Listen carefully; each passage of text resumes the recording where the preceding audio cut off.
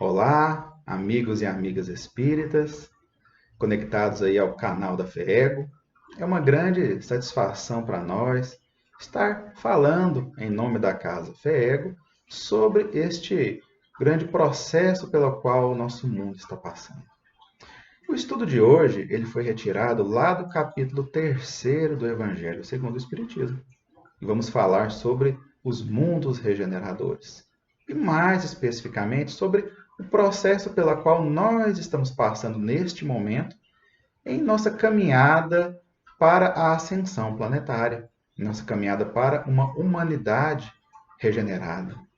Será que nos dias de hoje nós já conseguimos identificar como será esse mundo de regeneração? Quais são os pontos que já se transformaram ou estão se transformando para esse mundo de regeneração?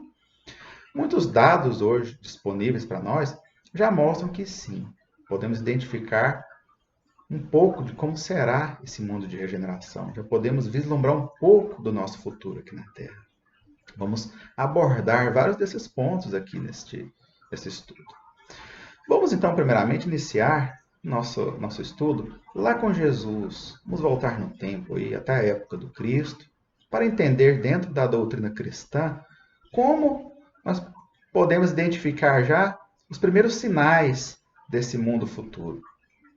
Jesus foi o primeiro a fazer esse anúncio de como seria esse mundo do futuro, como seria essa humanidade que viveria aqui na Terra no futuro. As bem-aventuranças talvez seja o maior relato de Jesus sobre o mundo regenerador. Quando nós buscamos nas palavras de Jesus os ensinamentos como, por exemplo, bem-aventurados, os mansos, porque herdarão a terra, nós já podemos identificar aí já como será essa humanidade do futuro. Como será essa humanidade regenerada. Os mansos, ou seja, os pacíficos e os pacificadores. Então, Jesus, como o espírito elevado que era, conseguia falar muita coisa utilizando pouquíssimas palavras. Jesus já definia já nessa frase como será a humanidade do futuro.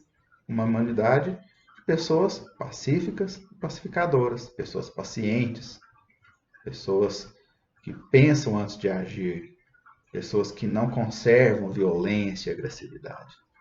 E todas as bem-aventuranças vão tratar desse futuro, um futuro de mais justiça, um futuro onde nós não teríamos mais as lágrimas, um mundo onde seríamos justificados. Então, nós já temos uma ideia do que nós deveremos melhorar em nós para que nós nos regeneremos, não é verdade? Quem observar as bem-aventuranças vai poder ter ali um retrato fiel de como será o futuro. Depois de Jesus, nós vamos encontrar nos relatos de João, o apóstolo João, quando ele esteve exilado lá na ilha de Patmos. Nos deixou uma obra de um valor inestimável, que eu considero, pessoalmente considero, a melhor obra sobre o processo de regeneração do planeta, que é o Apocalipse. É claro, nós sabemos que o Apocalipse é um livro extremamente complexo e recheado de simbologias hebraicas que são de difícil interpretação. Mas dá para se ler o Apocalipse sim, e dele a gente apreender bastante informação, se nós conseguirmos fazer um exercício de retirar ali, daquelas histórias que João narra, retirar toda aquela simbologia hebraica, conseguir retirar aquelas camadas de símbolos, por exemplo, dos anjos, das trombetas, dos selos. Se nós não nos fixarmos nesses detalhes e acompanharmos a história, os acontecimentos ali de maneira um pouco mais geral, nós conseguimos entender sim o que o Apocalipse quer nos trazer. De qualquer forma, nós temos a ciência antropológica hoje nos ensinando como podemos interpretar algumas partes lá do Apocalipse. A ciência já entende que João estava tratando ali de muitos assuntos pertinentes à história da humanidade. Um tema que ele é muito abordado na antropologia é a questão ligada aos 4 cavaleiros do Apocalipse. Entende-se hoje que João falava das 4 maiores tragédias que sempre acompanharam a história da humanidade. Inevitavelmente, nós, durante todo o nosso processo evolutivo, nos deparamos com grandes calamidades ligadas à fome, as doenças, a violência das guerras, dos combates, das batalhas e com relação à morte. Então foram as 4 tragédias. E era disso que João falava no Apocalipse e que a história registrou como as 4 maiores calamidades que sempre nos acompanharam. Retrocedendo no tempo até o início da civilização humana, nós vamos encontrar um tipo humanoide que viveu há cerca de 6 milhões de anos atrás, conhecido como Australopithecus, que a gente conhece vulgarmente como o homem macaco. Esse Australopithecus foi a nossa entrada aqui nas primeiras reencarnações como tipo humano, humanoide, no caso. Quando nós começamos a entender que poderíamos nos transformar numa civilização no futuro. Do Australopithecus, nós evoluímos 3 milhões e meio de anos depois para o homem de Neandertal. E depois, há cerca de 200 mil anos, o tipo humano, o Homo sapiens, que é esse tipo nosso aqui. Até 200 mil anos atrás, em que fomos Australopithecus e homem de Neandertal, configura-se o período em que nós vivemos, enquanto humanoides, no mundo primitivo. E há 200 mil anos atrás, quando a Terra começou a se transformar em mundo de expiação e provas. Porque o tipo humano, o Homo sapiens, foi quando o nosso espírito pôde encarnar num veículo que dava para ele grandes potencialidades. Nosso cérebro se desenvolveu, nossas habilidades manuais se desenvolveram, porque o nosso corpo físico estava mais adequado a receber um espírito um pouco mais capaz. E nós vimos a humanidade se desenvolver de maneira incrivelmente rápida a partir de 200 mil anos atrás. Foi quando surgiram as grandes civilizações, foi quando surgiu a linguagem, o dinheiro, foi quando aprendemos a plantar, e aí nós chegamos ao estágio que nós estamos hoje, graças a essa transformação acontecida há 200 mil anos atrás. Inclusive foi nesse período, graças à nossa evolução do nosso DNA, que permitiu que os exilados de outros orbes, como por exemplo Capela ou Sírios, reencarnassem entre nós. E desde o período em que nós estamos aqui na Terra, reencarnando no tipo humanoide, nós tivemos que aprender a lidar com essas questões da fome, da peste, da guerra e da morte. E hoje os números que são trazidos até nós pelos grandes institutos de pesquisa mundial vem nos mostrar que estamos conseguindo vencer todas essas barreiras, todas essas calamidades. Apesar de que estamos vivendo neste instante um momento de grande calamidade com essa profusão do coronavírus, essa pandemia, mas quando nós comparamos, por exemplo, os números de mortes hoje e os números de infectados, eles são muito pequenos com relação a grandes pandemias do passado. Eu estive acompanhando aí nos últimos dias os números do coronavírus. Então, nós temos hoje já mais de 2 milhões de infectados, mais de 140 mil mortos. Mas quando nós retrocedemos no tempo, por exemplo, há 100 anos atrás, 1920, nós estávamos vivendo uma pandemia nessa época, a pandemia da gripe espanhola, ou seja, era o H1N1, o influenza vírus, que os especialistas numeram que houve cerca de 200 milhões de mortes nessa época. 200 milhões de mortes. Quer dizer, os 140 e poucos mil mortes que nós temos hoje, em comparação com 200 milhões há 100 anos atrás, nós vimos que nosso passado já foi um passado muito mais agressivo conosco. E outras grandes pandemias que eliminaram grandes populações, grandes sociedades, quando nós retrocedemos até a Idade Média, a pandemia que houve ali de peste bubônica, por exemplo, a peste negra, que chegou a dizimar 50% da população da Eurásia. Ou, por exemplo, ali quando os espanhóis chegaram na América, trouxeram doenças como a malária e várias outras, que chegaram a dizimar até 90% das populações locais. Hoje, as epidemias estão mais controladas. No passado, até pouco tempo atrás, uma pandemia era considerada um ato divino. Era considerada uma maldição dos deuses, uma maldição de Deus. E as sociedades não sabiam como controlar isso. Hoje, qualquer doença, nós podemos fazer um exame de laboratório e levantar ali os patogênicos que nos trazem essas enfermidades. Já sabemos como controlar, já sabemos como eliminar essas doenças já. E com certeza, tudo isso aí tende a melhorar. Então, as pandemias elas têm se reduzido muito no mundo, elas estão cada vez mais espaçadas, os períodos de crise. Tivemos grandes pandemias há pouco tempo, tivemos pandemia por exemplo, ebola, que matou cerca de 11 mil pessoas. Tivemos, é claro, né, a gripe aviária, a gripe suína. Estamos tendo essas pandemias. Elas fazem parte do nosso desenvolvimento na Terra, porque estamos cada vez maiores como humanidade, ocupando cada vez mais espaço, e estamos aprendendo a conviver com esse mundo e com os seres que vivem aqui, seja seres macroscópicos ou microscópicos. Então, faz parte do nosso progresso, essa adaptação.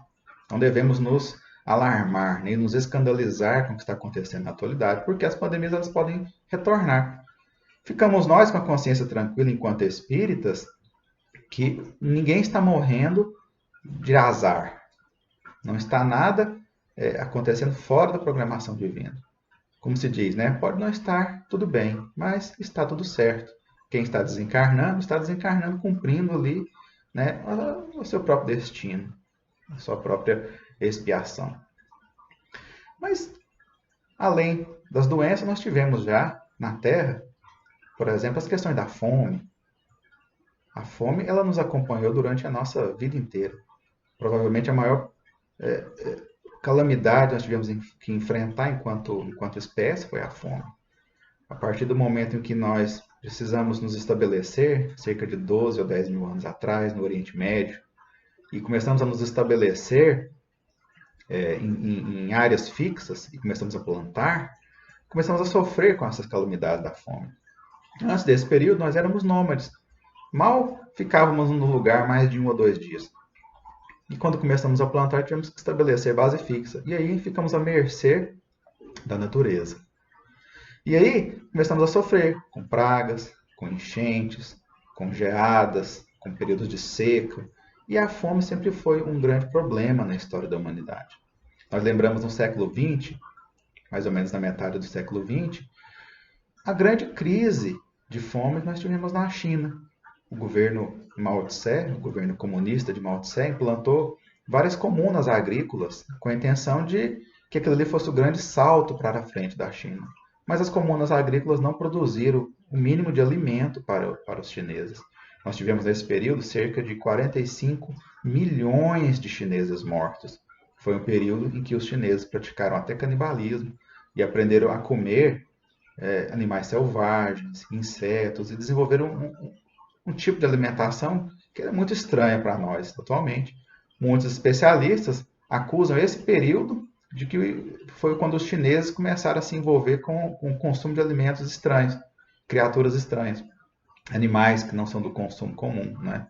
E acusam esse período que gerou, por exemplo, o que está acontecendo hoje com o coronavírus, né? Que é uma doença que veio de animais selvagens. Mas, enfim, são questões de difícil avaliação e não é o espaço para isso. Então, a fome ela aprendeu a ser controlada com o tempo. Antigamente não se sabia o que fazer. A fome ela afetou todas as sociedades a todo tempo. Tivemos essas ondas de fome no século XX, nós nos lembramos no século XX daquelas imagens daquelas crianças morrendo de fome na África, devido a tantas guerras, a tanta injustiça no continente africano. Né? Nós vimos ali aquelas crianças esqueléticas definhando. Até hoje, né, nós temos em vários países esse tipo de cenário, mas a Organização Mundial de Saúde considera que a fome, ela estatisticamente está reduzindo cada vez mais, está diminuindo cada vez mais.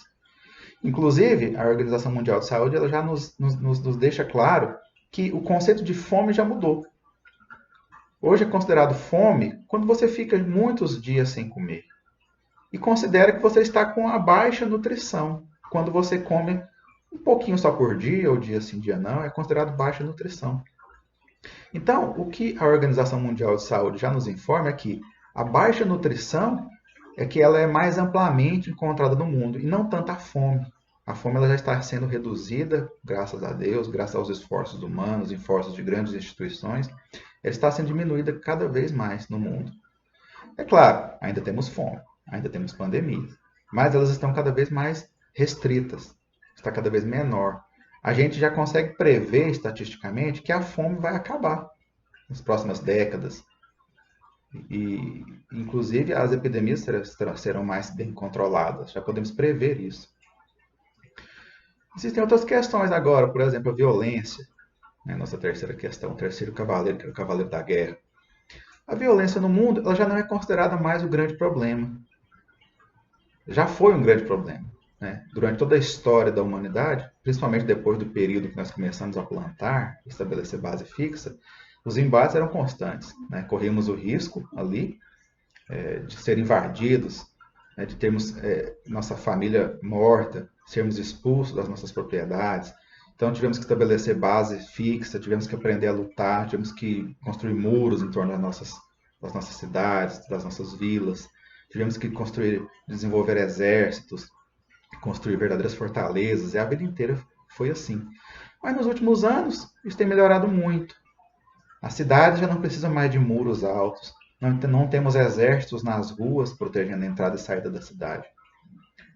Nós não precisamos mais ter exércitos, seguranças vigiando os nossos negócios mais.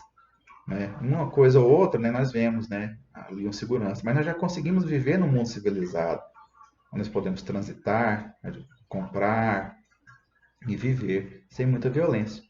Os números, eles às vezes nos impressionam.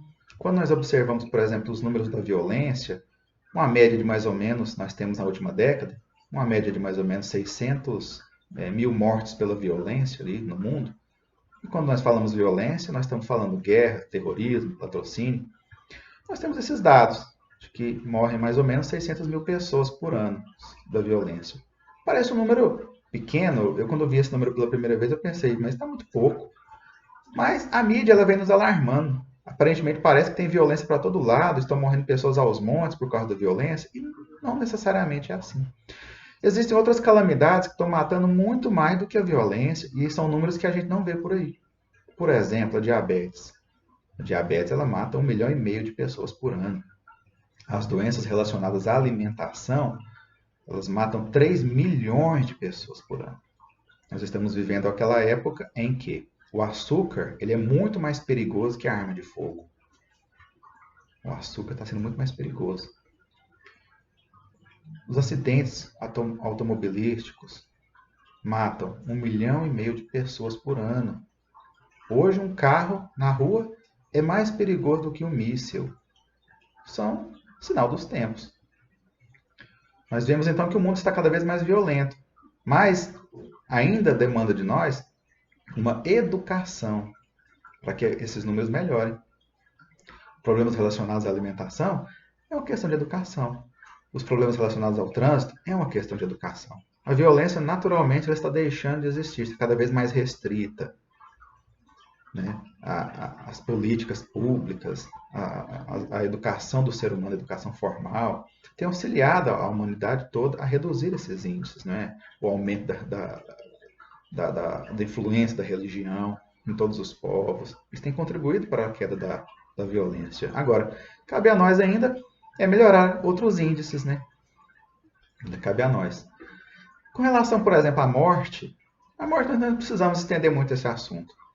Na segunda metade do século XIX, Allan Kardec matou a morte.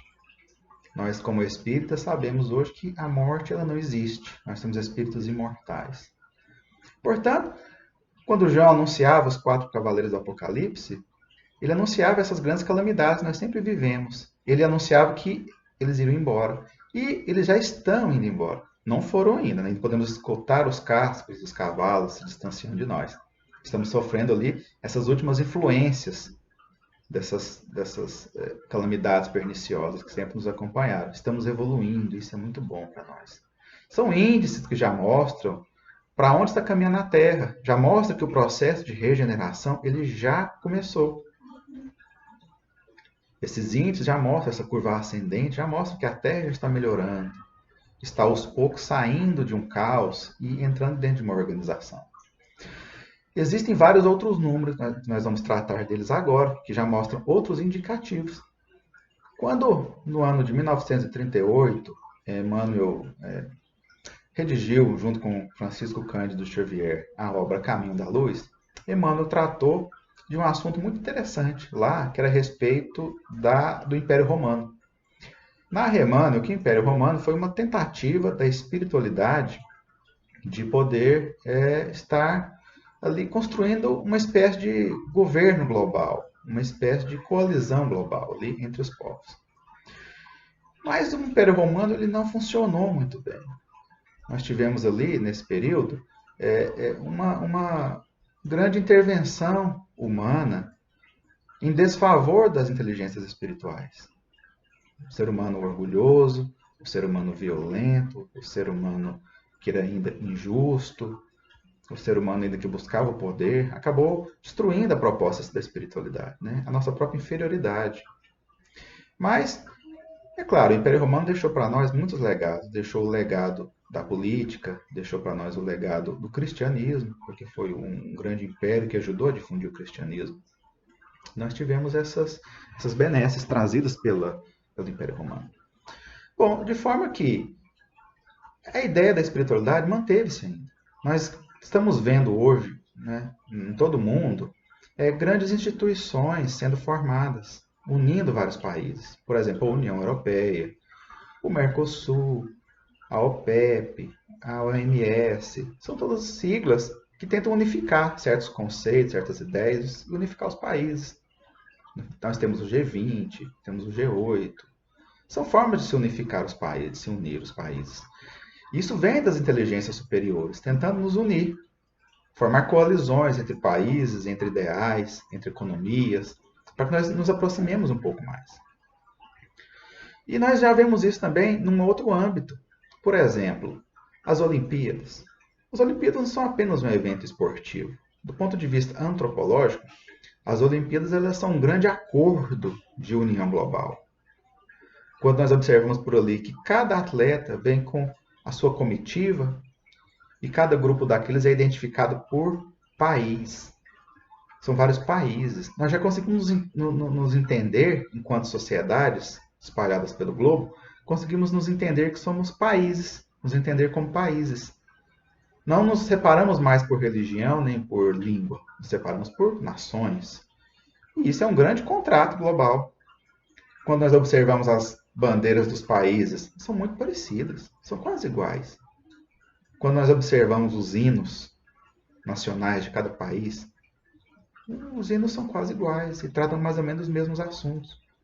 Tudo isso vem das inteligências superiores, nos dividindo de maneira que nós possamos nos identificar uns com os outros e nos tornarmos cada vez mais próximos, nos tornarmos cada vez mais semelhantes uns aos outros.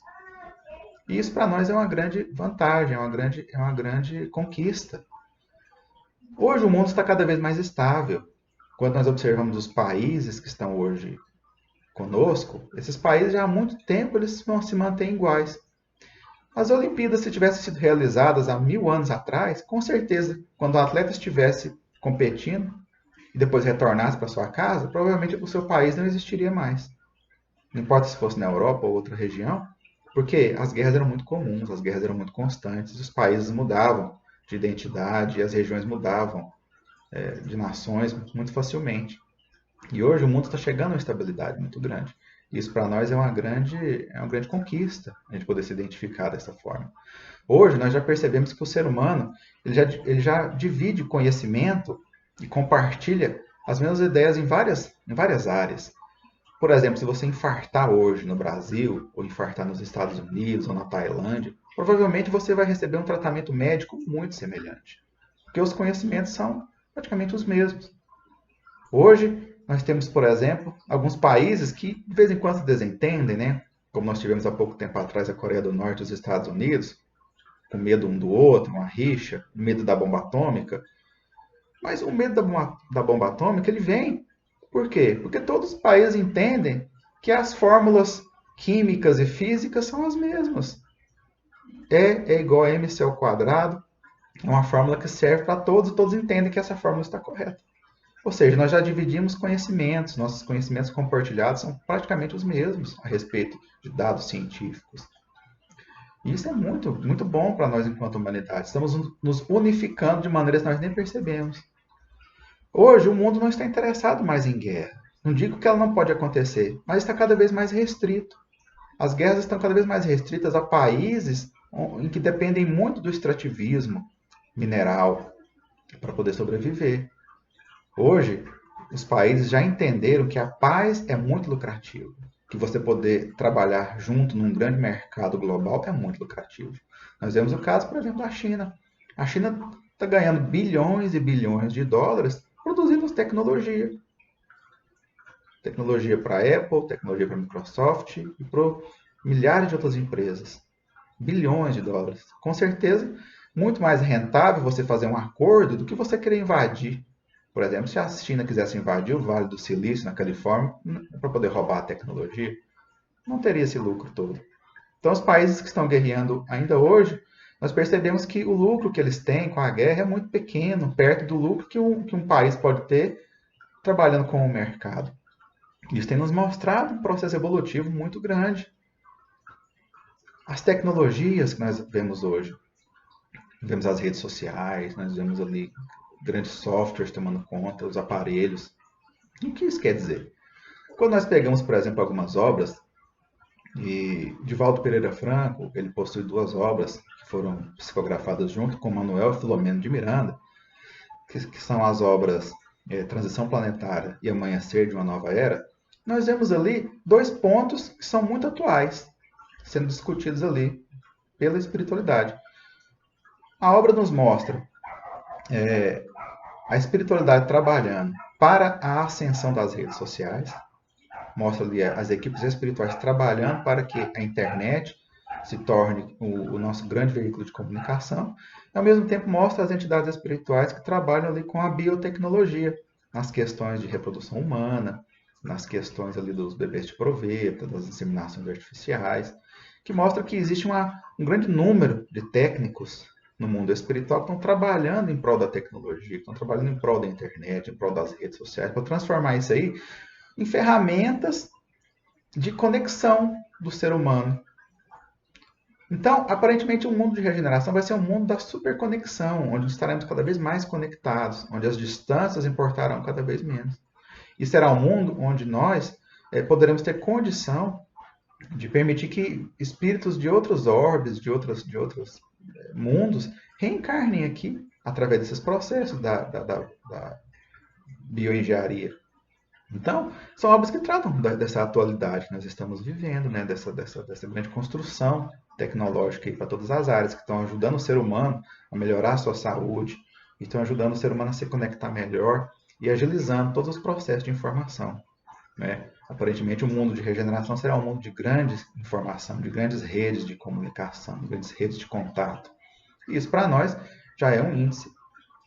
Uma outra questão, e essa é um pouco mais polêmica, mas antes de entrar nela, eu gostaria de só deixar claro que eu não sou uma pessoa que defende posições políticas, muito pelo contrário. Defendo ali de maneira racional o melhor caminho para todos.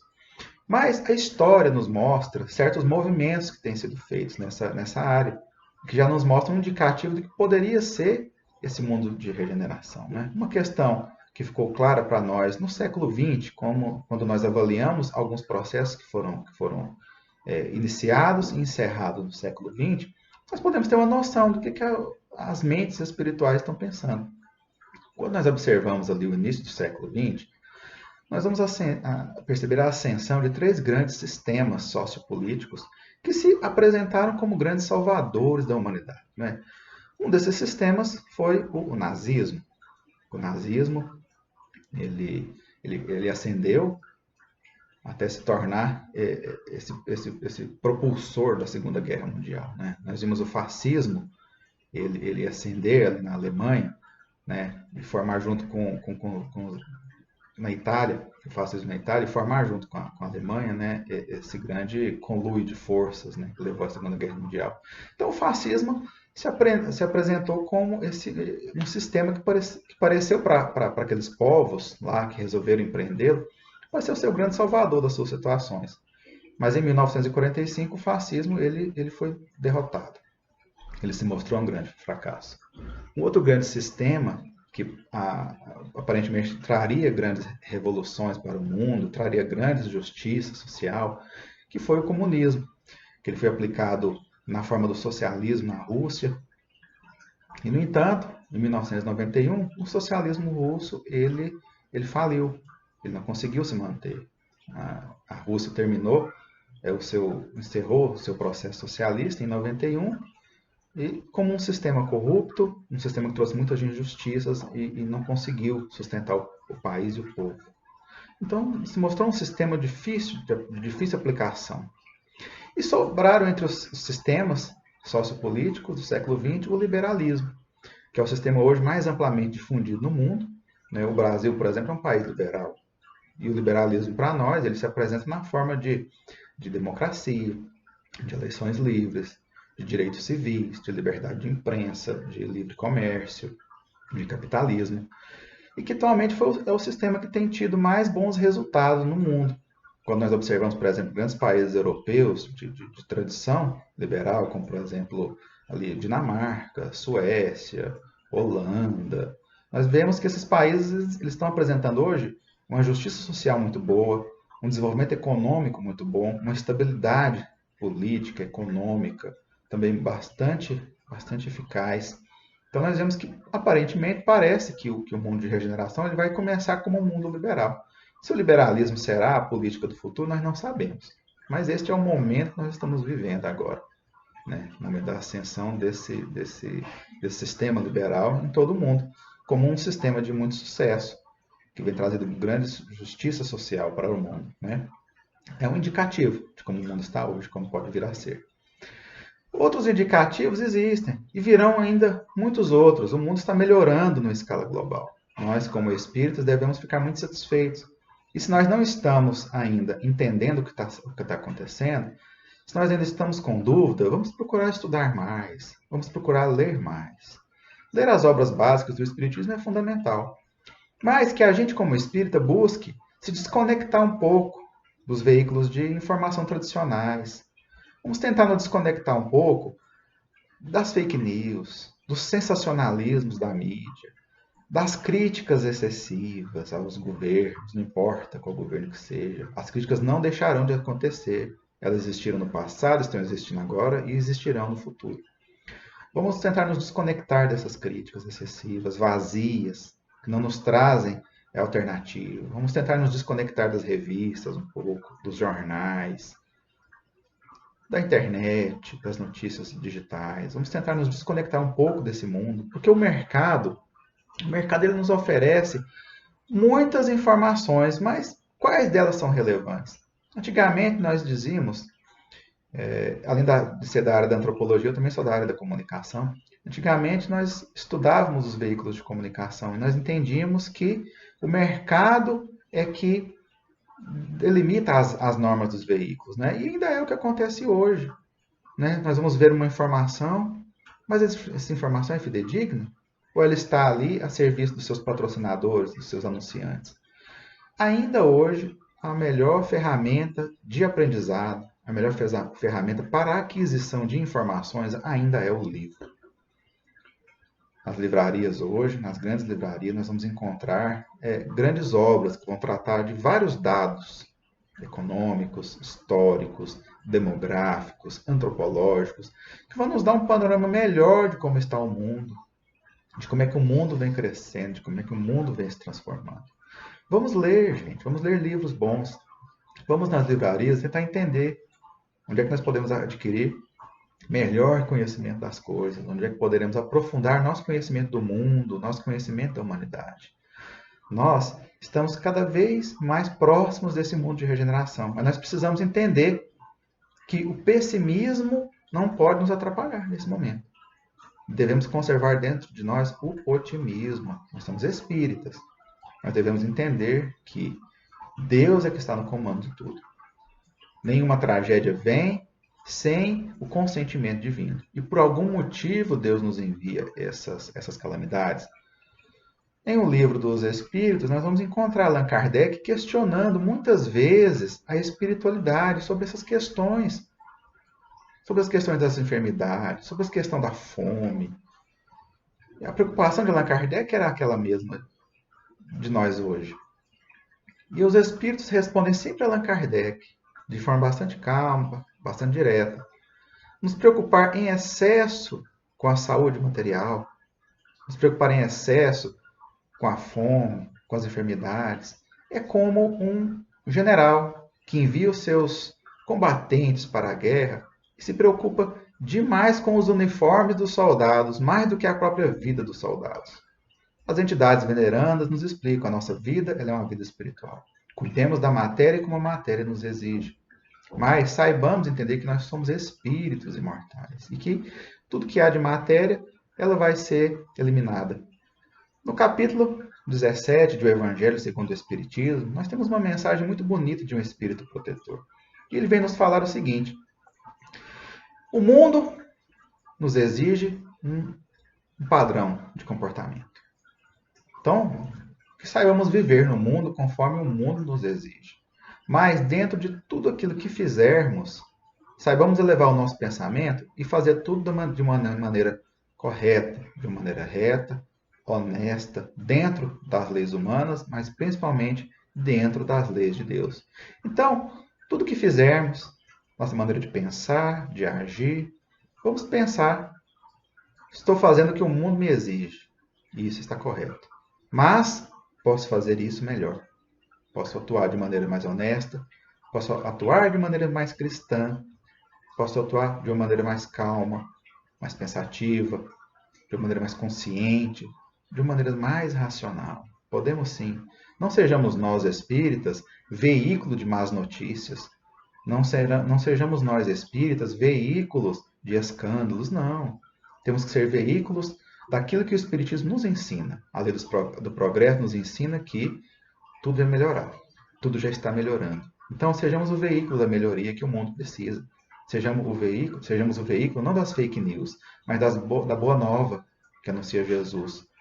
Jesus já deixava bem claro na sua época o tipo de notícia que a gente tinha que difundir. É a boa nova, são as boas notícias, são as notícias positivas. E para isso é necessário que a gente busque fontes de informação que venham nos alimentar com as notícias verdadeiras, que são as boas. Muita fé para todos nós. Bom, chegamos aqui ao final do nosso estudo. Espero que vocês tenham gostado e roguemos muito ao nosso querido Mestre Jesus que possa nos abençoar, nos iluminar para atravessar esses tempos de transição. Uma crise, ela dá lugar à outra. Portanto, temos o pensamento firme de que tudo vem para nos ensinar, tudo vem para nos melhorar de alguma forma, né? Jesus, nosso governador, está no comando de tudo. Então, saibamos que tudo vem para o nosso ensinamento, tudo vem para o nosso crescimento. Um grande abraço a todos.